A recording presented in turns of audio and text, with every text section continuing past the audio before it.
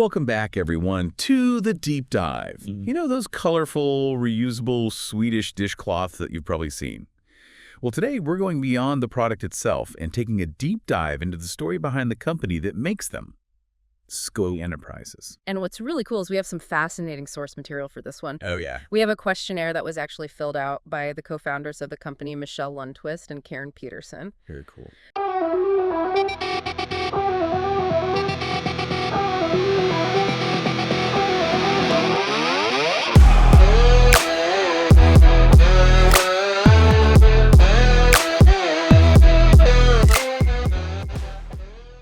So we're not just talking about the business itself, but also getting a glimpse into how their friendship grew into this really successful venture. So they were friends first, and the business came later. That's right. It all started with a play date. You know, their kids went to preschool together. Ah. And this seemingly ordinary encounter turned into a 16-year friendship and eventually a business partnership. Wow. And it was actually Michelle who first discovered these dishcloths. Okay. She was living in Sweden at the time and just fell in love with them. What was it about them that she loved so much? Well, initially, it wasn't so much about the sustainability angle, which is a big part of SKOI's identity now. I see. It was more about just how practical and high quality they were compared to things like, you know, paper towels. Right. Michelle loved how absorbent they were and durable, and she just saw this potential for a better way to clean up. Makes sense. And of course, being reusable, they're way more sustainable. Yeah. So she started bringing suitcases full of these dishcloths back to the U.S. Wow. That's dedication. Right. And when she shared them with Karen back in the States, that's really when the spark for SKOI was ignited. That's a great story. Yeah. But I'm guessing turning that shared enthusiasm into an actual company probably wasn't the easiest thing. Oh, you're absolutely right. Yeah. It was a very gradual process filled with, lots of learning curves and definitely a few hurdles along the way. Like what? Well, one of the first big challenges they faced was actually sourcing the product itself. They were really adamant about maintaining that high quality and sustainability that they loved about the Swedish dishcloths. Yeah. So they set their sights on Germany, where these dishcloths originated. Okay. But convincing the factory to partner with them, especially as a small startup, that was a whole other challenge in itself. So how did they manage to pull that off? Well, it sounds like it was a combination of factors. They had a really clear vision for their company, a genuine passion for the product, and they were just incredibly persistent. They didn't give up. Exactly. They really believed in their idea, and they weren't willing to compromise on their values. And look at them now. Fast forward to today, and they have a thriving business with 4 main product lines. That's right. They've got the dishcloths, of course, Right. but also scrubbers, sink holders, and even towels. I love the colors and the designs. They're so fun and vibrant. I know. It's such a nice change from all the, boring kitchenware out there. It really is. And speaking of fun, the name SKOI itself actually means just for fun in Sweden. Oh, that's perfect. It really reflects their whole approach to creating, these practical but also sustainable products with a bit of personality. Yeah, totally. But it's not just about the products. It's about Michelle and Karen's partnership as well. Absolutely. What's so fascinating is that they describe their roles in the business as being completely interchangeable. Which is amazing. Yeah. It speaks volumes about the level of trust and understanding they have. Definitely. They're not just business partners. They're really close friends who genuinely support each other and really complement each other's strengths. I think that kind of synergy is so valuable, especially when you're navigating all the ups and downs of pinning a business. Absolutely. And they've had some big wins along the way, too. Like what? Well, one that stands out is that they managed to land a deal with the largest grocery chain in Canada. Wow. That's huge. It was a major milestone for sure. But I'm curious about the flip side, too. Yeah. What were some of the hurdles they faced along the way? That's a great question. And actually, that Canadian deal, while it was a huge success, also came with its own set of challenges. Really? Oh, yeah. Entering the grocery market in particular presented a whole new set of hurdles for them, I can imagine. especially when it came to working with these large distributors. Makes sense. It's a whole different ballgame compared to selling online or through smaller retailers. Exactly. So what were some of the specific hurdles they encountered? Well, for one thing, the sheer volume of orders that you have to deal with when you're working with a big grocery chain is just massive. Oh, yeah. So they had to really scale up their production and figure out the logistics of how to meet that kind of demand. Like that. And then there's all the extra costs that come with working with these big distributors. Like what?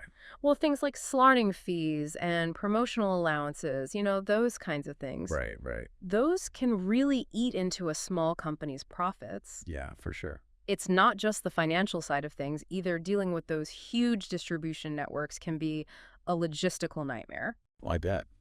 Just coordinating everything and making sure everything runs smoothly. Exactly. And the questionnaire does mention, delays, miscommunications, lots of paperwork to deal with. Yeah. It really highlights how important it is to have strong systems and processes in place. Right, to manage all that complexity. Yeah, absolutely. So it sounds like Michelle and Karen really had to learn a lot and adapt quickly. Oh, yeah, definitely. Do they share any insights into how they tackled these hurdles? They did. They actually emphasize the importance of communication, Okay. both internally with their team and externally with the distributors, just making sure everyone was on the same page. Makes sense. And they also talked about the need to be flexible and adaptable, Uh-huh. because in that kind of fast-paced environment, things can change really quickly, so you have to be able to pivot and adjust your plans. It's all about problem solving. Exactly. But, we've been talking a lot about the business side of things. Yeah. But I want to circle back to their friendship for a minute, because that seems to be such a core part of their story. It really is. So how did that close friendship play into, navigating all these challenges? Did they ever butt heads? They did admit that, sometimes they had disagreements because they have different perspectives or approaches to things. Sure. But what's really impressive is that they were always committed to open and honest communication. That's so important. It is, and they really saw those conflicts as opportunities to learn and grow, both individually and as a team. It's about seeing those disagreements as a way to strengthen the partnership rather than, letting them tear it apart. That's a great way to put it. And in Michelle and Karen's case, it sounds like their shared passion for the business and their deep respect for each other really allowed them to work through those disagreements and come out stronger on the other side. Yeah, absolutely. And, they had this great piece of advice for aspiring entrepreneurs. Oh, yeah. What's that? Don't let the naysayers get in your way. I love that. It's so simple, but so powerful. It really is. It's about believing in yourself, in your vision, even when other people might doubt you. Yeah, and they definitely faced their fair share of skepticism along the way. I'm sure they did. But they just kept going. They persevered, and look at them now. It's inspiring. Their story shows that success really doesn't come easy. It doesn't. It takes grit, determination, and a willingness to step outside your comfort zone. Absolutely.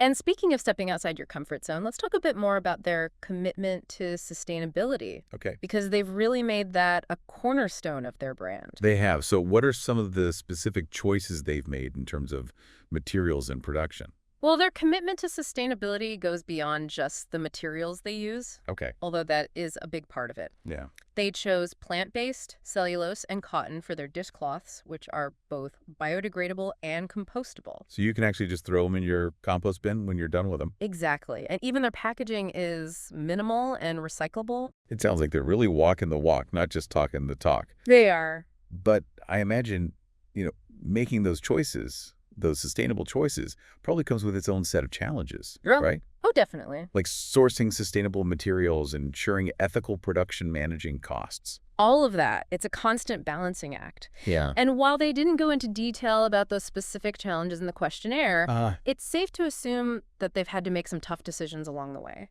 Probably. Maybe they've had to accept slightly higher production costs Right. or work with a more limited supply chain. Yeah.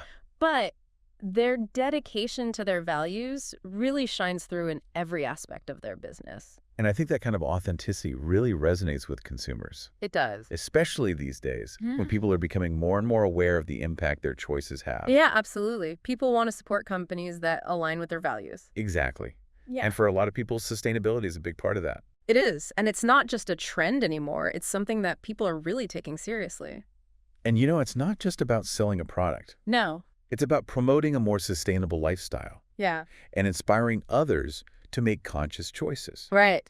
And that's what makes their story so inspiring. Yeah. It took a really simple everyday item, a dishcloth, Yeah. and turned it into this symbol of Sustainability, Innovation, and the Power of Friendship. Which is amazing. It really is. And as we're wrapping up this deep dive into their journey, Yeah, it's worth thinking about what we can learn from them.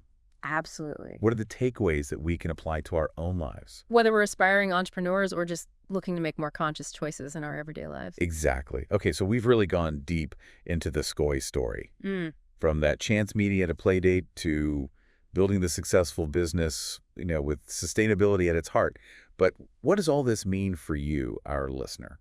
What really stands out to me is that you don't need to have this grand master plan to be an entrepreneur. Yeah. It can really start with a simple spark, an idea for a product you love, or a problem you're driven to solve, or even just, that desire to make a difference. Exactly. It's about spotting those opportunities and then actually having the courage to act on them. Right. And you don't have to start big. Yeah, Michelle and Karen weren't, business experts when they started out. Nope. They were just two moms with an idea and suitcases full of dishcloths. Exactly. And, they had that belief, that commitment to their vision. That's huge. Yeah, they really stuck to their guns even when things got tough. They did. They had challenges with sourcing with the whole grocery market thing, but their commitment to quality and sustainability never wavered. And that's such a good reminder. Setbacks are going to happen. Oh, for sure. But what separates the successful entrepreneurs from the rest is that resilience, that ability to bounce back and learn from those mistakes. Absolutely. Remember their advice. Don't let the naysayers get in your way. It's so easy to get bogged down in the doubt or listen to those who don't get your vision. Yeah, for sure. But, Michelle and Karen's story shows us what can happen when you persevere, when you really believe in what you're doing. And having a strong support system is so important too. Oh, definitely. Their friendship really was the foundation of their success. They were there for each other to celebrate the wins and help each other through the challenges. And even when they disagreed, Yeah. they faced those disagreements head on, with respect and honesty. Which is so important in any relationship. Absolutely. But, beyond the personal story, Skoy also proves that sustainability can be a real business strategy. Yeah, for sure. They've shown that you can create products that are good for the planet without sacrificing, quality or style. And people are looking for that. They are. And Yeah. that's why I think Skoy's story resonates with so many people. It's inspiring. It really is. They took a simple idea and turned it into something so much bigger. They did.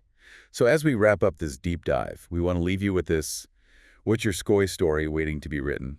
What idea is simmering inside you? Don't be afraid to chase after it. Exactly. You never know what you might achieve. And remember, sometimes the most incredible journeys begin with the most ordinary steps.